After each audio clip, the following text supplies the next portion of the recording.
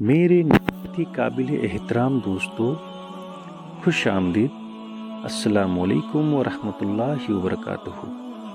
رمضان کا مبارک چاند، یہ صرف آسمان میں چمکتی ایک لکیر نہیں، یہ کائنات کے مالک کی طرف سے زمین پر رہنے والے مسافروں کے لیے ایک محبت بھرا خط ہے، ایک پیغام ہے کہ لوٹ آؤ میرے بندو، بہت بھٹک لی دنیا کے میلوں میں، اب ذرا میری طرف لوٹ آؤ۔ پورا سال ہم اپنے دل کو دنیا کی فکروں، نفرتوں اور شور سے بھر لیتے ہیں۔ ہمارے دل پتھر کی طرح سخت ہو جاتے ہیں، لیکن جب رمضان کی پہلی ٹھنڈی ہوا چلتی ہے تو ہمارے مردہ دلوں کو پھر سے زندہ کر دیتی ہے۔ روحانی پیغام۔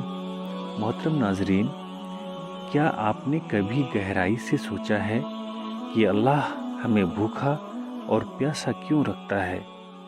اسے ہماری بھوک سے کوئی فائدہ تو نہیں پہنچتا؟ وہ تو دراصل ہمارے جسم کو خالی کرنا چاہتا ہے، جسے ہم نے 11 مہینے گندگی سے بھر رکھے ہیں، تاکہ ہماری روح کو اپنے نور سے بھر سکے۔ جب پیٹ خالی ہوتا ہے تو انسان کی آن ٹوٹتی ہے، ایگو ٹوٹتی ہے۔ جب زبان پیاسی ہوتی ہے تو اسے اس رب کی نعمتوں کی قدر ہوتی ہے۔ رمضان دراصل کوئی پابندی نہیں، بلکہ اللہ کی محبت کا وہ تحفہ ہے جو ہمیں خود سے ملنے کا موقع دیتا ہے۔ روح کی پیاس۔ روزہ کیا ہے؟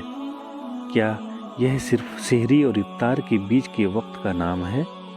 نہیں، بالکل نہیں۔ روزہ تو ایک روحانی ٹریننگ ہے، ایک مدرسہ ہے جہاں ہم اپنی نفس کو قابو کرنا سیکھتے ہیں۔ ذرا اس منظر کو سوچئے، دوپہر کی کڑی دھوپ ہے، گلا پیاس سے کانٹوں کی طرح سوکھ رہا ہے، آپ اکیلے کمرے میں ہیں، فریج میں ٹھنڈا پانی موجود ہے، کوئی انسان آپ کو نہیں دیکھ رہا، کوئی کیمرہ آپ کو ریکارڈ بھی نہیں کر رہا ہے، پھر بھی آپ اس پانی کی ایک بوند کو چھوتے تک نہیں۔ کیوں؟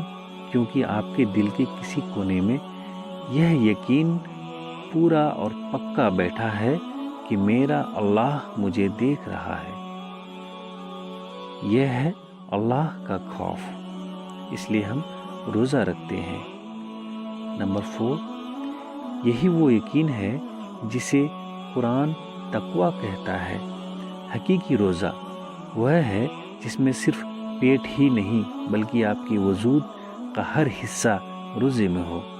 اگر روزہ رکھ کر بھی ہماری زبان سے کسی کا دل دکھتا ہے، اگر روزہ رکھ کر بھی ہماری آنکھوں میں حیا نہیں آتی، تو پھر ہم نے روزہ نہیں رکھا، صرف خود کو بھوکا رکھا ہے، جیسے ایک جانور بھی رکھ سکتا ہے۔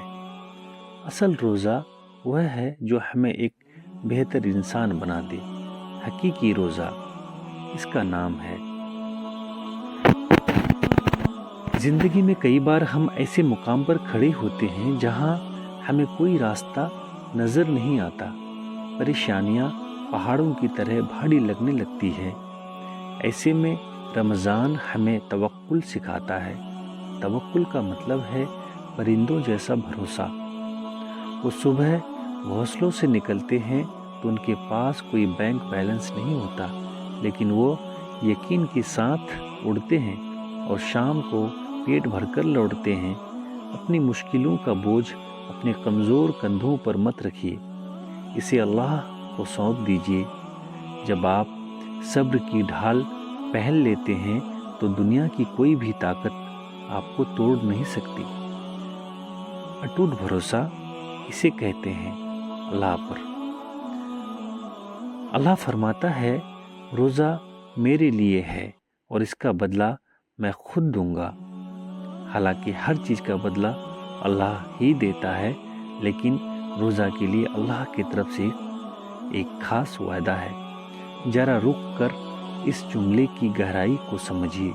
جب کائنات کا بادشاہ خود کہہ رہا ہے کہ وہ بدلہ دے گا، تو سوچئے وہ انعام کتنا بڑا ہوگا۔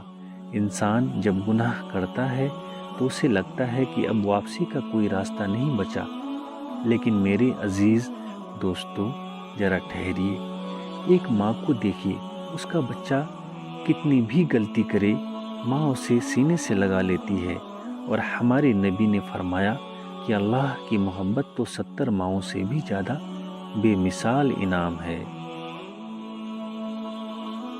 رمضان کے آتے ہی جہنم کے دروازے بند کر دیے جاتے ہیں اور جنت کے 8 دروازے کھول دیے جاتے ہیں۔ یہ اس بات کا ثبوت ہے کہ اللہ آپ کو معاف کرنے کے بہانے ڈھونڈ رہا ہے۔ ذرا اس کی رحمت کا اندازہ لگائیے۔ آپ اسے بھول جاتے ہیں مگر وہ آپ کو کھلانا نہیں بھولتا، آپ اسے سجدہ نہیں کرتے ہیں مگر وہ آپ کو آکسیجن دینا نہیں بھولتا، وہ صرف ایک آنسو کا انتظار کر رہا ہوتا ہے، وہ آپ کے پچھلے برسوں کے کالے گناہوں کو ایسے دھو دیتا ہے جیسے سمندر کی لہریں ریت پر بنی نشانوں کو مٹا دیتے ہیں۔ رحمت کی خاص بارش ہوتی ہے۔ ہمارے پیارے نبی محمد رسول اللہ صلی اللہ تعالی علیہ وسلم نے فرمایا، جس نے رمضان کے روزے ایمان اور ثواب کی نیت سے رکھے، اسے پچھلے تمام گناہ مٹی میں ملا دیے جاتے ہیں۔ یہ راتیں جاگنے کی راتیں ہیں، یہ راتیں مانگنے کی راتیں ہیں، خاص کر رمضان کی وہ آخری 10 راتیں جن میں ایک رات ایسی ہے جو 1000 مہینوں سے بہتر ہے۔ اگر آپ نے پوری زندگی گناہوں سے یا گناہوں کے دلدل میں گزار دی تب بھی مایوس نہ ہو، شب قدر کی ایک گھڑی آپ کی پوری تقدیر کو پلٹ سکتی ہے۔ اپنے ہاتھوں کو اٹھائیے، اپنے رب سے باتیں کیجیے، مغفرت کی رات ہے۔ جیسے جیسے یہ ویڈیو ختم ہو رہا ہے، میں چاہتا ہوں کہ آپ اپنے دل میں سے ایک چھوٹا سا بدلاؤ محسوس کریں۔ اللہ تبارک و تعالیٰ کے 99 پاک ناموں میں سے جو نام آپ کے دل کو سب سے زیادہ سکون دیتا ہے اسے ابھی کمنٹ سیکشن میں ضرور لکھیں۔ آپ کا ایک بار یا اللہ یا رحمان لکھنا شاید آپ کی بخشش کا ذریعہ اور ہماری بخشش کا ذریعہ بن جائے۔